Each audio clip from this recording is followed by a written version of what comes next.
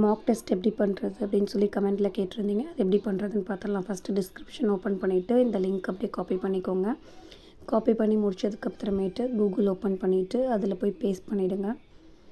Paste பண்ணி முடிச்சதுக்கப்புறமேட்டு நமக்கு இந்த மாதிரி ஒரு பேஜ் ஓப்பன் ஆகும். இதில் போய்ட்டு ஸ்டூடெண்ட் ரெஜிஸ்ட்ரேஷன் மார்க் டெஸ்ட்னு இருக்குது, அதை நம்ம கிளிக் பண்ணிக்கலாம். அதை கிளிக் பண்ணி கீழே வந்தீங்க அப்படின்னா நமக்கு மார்க் டெஸ்ட் அப்படின்னு ஒன்று இருக்கும், அதை நீங்கள் கிளிக் பண்ணிக்கோங்க.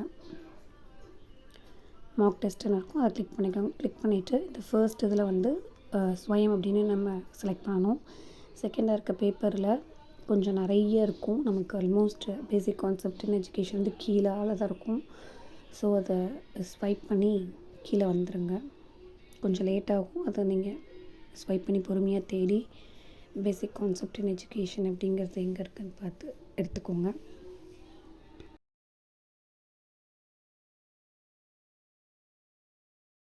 கிளிக் பண்ணி முடிச்சோடனே நமக்கு வந்துட்டு இந்த மாதிரி ஒரு பேஜ் வரும். இதில் போய்ட்டு லாகின் கொடுத்துக்கோங்க. கொடுத்துட்டு கீழே வந்தீங்க அப்படின்னா உங்களுக்கு ஒரு பேஜ் ஒரு கிளிக் பண்ணுற மாதிரி இருக்குது, அதை கிளிக் பண்ணி ப்ரொசீட் கொடுத்துருங்க. 100 கொஷின்ஸ் வந்து இது மாதிரி தான் டிஸ்பிளே ஆகும். இதோட ஆன்சர்ஸை நீங்கள் ஃபஸ்ட்டு கொடுத்துடணும். சும்மா ஏதோ ஒரு ஆன்சர் தெரியாது இல்லைனாலும் பரவாயில்ல, நீங்கள் பாட்டுக்கு ஒரு கொஷினுக்கும் ஏதாச்சும் ஒரு ஆன்சர் போட்டு நீங்கள் டைப் பண்ணி நம்பரை கிளிக் பண்ணி சேவ் நெக்ஸ்ட்டு கொடுத்து நீங்கள் 100 கொஷின்ஸையும் கம்ப்ளீட் பண்ணிவிடுங்க. நீங்கள் ஆப்ஷன் சூஸ் பண்ண மாட்டிங்கன்னா இது மாதிரி வரும், அதனால் நீங்கள் ஜஸ்ட்டு கிளிக் பண்ணிடுங்க. ஏதோ ஒரு ஆப்ஷனை கிளிக் பண்ணி நீங்கள் பாட்டுக்கு 100 கொஷின்ஸ் கம்ப்ளீட் பண்ணிவிடுங்க. இதோட கரெக்டான ஆன்சர்ஸ் என்னங்கிறத எப்படி கண்டுபிடிக்கணுங்கிறது நல்லா இந்த லாஸ்ட்டில் சொல்கிறேன். 100 கொஷின்ஸும் நீங்கள் கிளிக் பண்ணி முடிச்சதுக்கமேட்டு நீங்கள் சப்மிட் அப்படிங்கிற ஆப்ஷன் கொடுக்குற மாதிரி இருக்கும். கீழே வந்து பார்த்திங்கன்னா நீங்கள் எத்தனை கொஷினுக்கு ஆன்சர் பண்ணியிருக்கீங்க, எத்தனை கொஷின் நீங்கள் லீவ் பண்ணியிருக்கீங்கன்ற எல்லா இன்ஃபர்மேஷன்ஸுமே இதுலேயே வந்துடும்.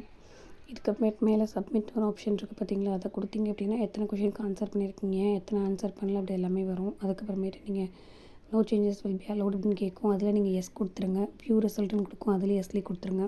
கொடுத்துட்டிங்கன்னா எந்தெந்த ஆன்சர்லாம் நீங்கள் ராங்காக பண்ணியிருக்கீங்க, இதெல்லாம் கரெக்டாக பண்ணியிருக்கீங்கன்னு கொடுக்கும். இதில் கரெக்ட் ஆப்ஷன் ஒன்று இருக்குது, அதை மட்டும் செக் பண்ணி நீங்கள் தனியாக எழுதி வச்சுக்கணும். இந்த கரெக்ட் ஆப்ஷனை தனியாக எடுத்து இந்த டெஸ்ட்டு எழுதவே தனியாக ஒரு பேப்பர் எடுத்து வச்சு கொஷின்ஸை தனியாக காப்பி பண்ணி வச்சுக்கோங்க.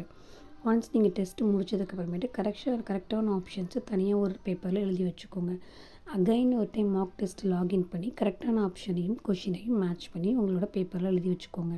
அதுக்கப்புறமேட்டு படிச்சிங்கன்னா உங்களுக்கு மார்க் டெஸ்ட் ரொம்பவே ஈஸியாக இருக்கும்.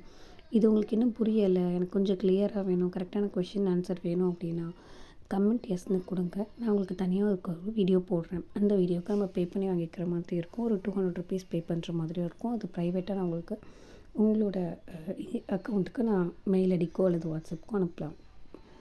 அது நீங்கள் எவ்வளோ பேர் கேட்குறீங்க அப்படிங்கிறதுக்கு தகுந்த மாதிரி தான் இருக்கும். ஏன்னா இது ஒரு லாங் ப்ராசஸ் அப்படிங்கிறதுனால இதுக்கு டைம் எடுத்து நான் உட்காந்து அந்த வேலையை செய்யணும்.